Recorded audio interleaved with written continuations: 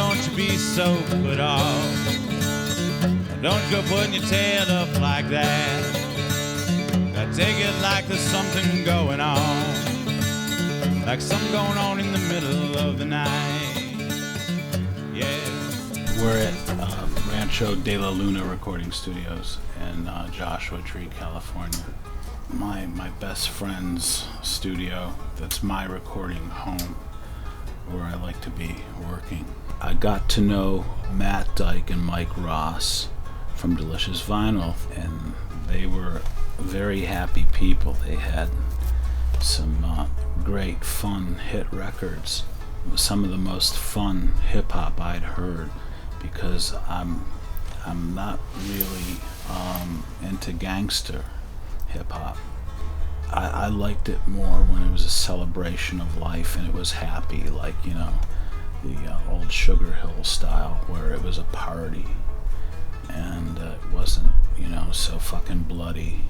Delicious had just done a few of those old school style tracks that were great. They were a lot of fun, and the personalities of the people at the company were just like the music.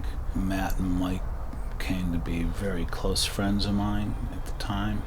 I called him out of desperation, saying, like, what do I do, man? And he said, come back, I'll sign you. Fast forward, right, fucking 7 years, and it's 1997. Delicious Vinyl calls. What about doing a live record at the Viper Room?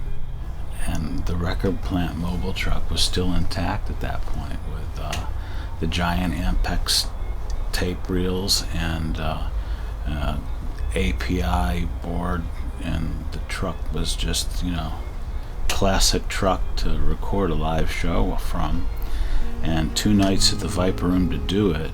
So we wanted to introduce new songs on that night as well.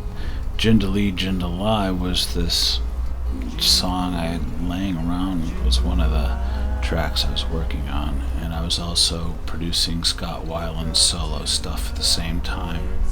So, you know, Sony A&R, get Scott Weiland to sing on it, you know, and we were buddies at the time, so I was like, yeah, why not?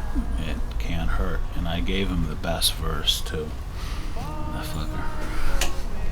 It's a strange Masters song. It's like, it may be the most commercial sounding rock song that I ever wrote, and even that, me thinking that, no one's heard it. You know, there's my love of Rush is in that song. You know, you get there's a couple of guitar breaks that sound like, you know, they're from a 70s Rush era stuff. In a red chapel's room, little bones of a face that the wind never touch, nor a tear ever drain.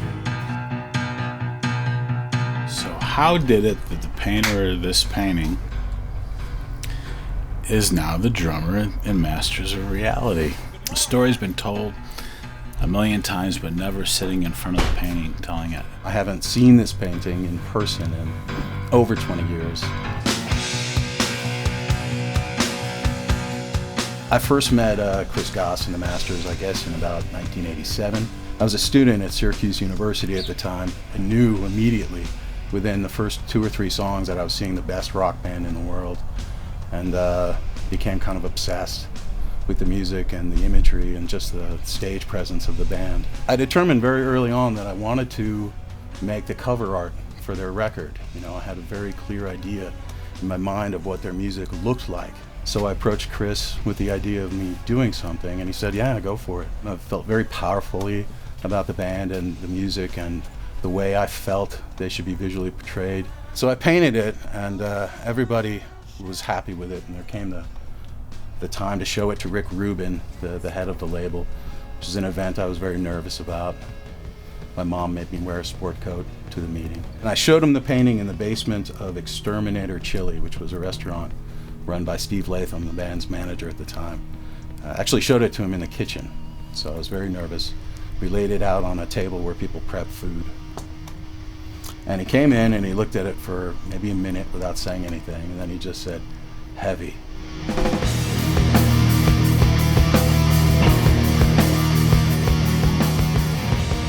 It was exciting to have a really unusual, lovingly made album cover that wasn't a Photoshop deal. John understood the aesthetic of the band really well, and then happened to be a great drummer, and also has become a co-writer over the years. So, in-house art department and, drummer extraordinaire and friend all wrapped up into one for 24 years now. And here we are now in 2012. Delicious re-released it again, and the record regenerates and comes out again. Now kids in the Philippines write letters that they're into it. Still 20 years later, new generation of people finding it. As long as it starts to turn them on to what we do, maybe then they'll get the next record as well, and so on and so on. And just try to fucking make a living, that's all.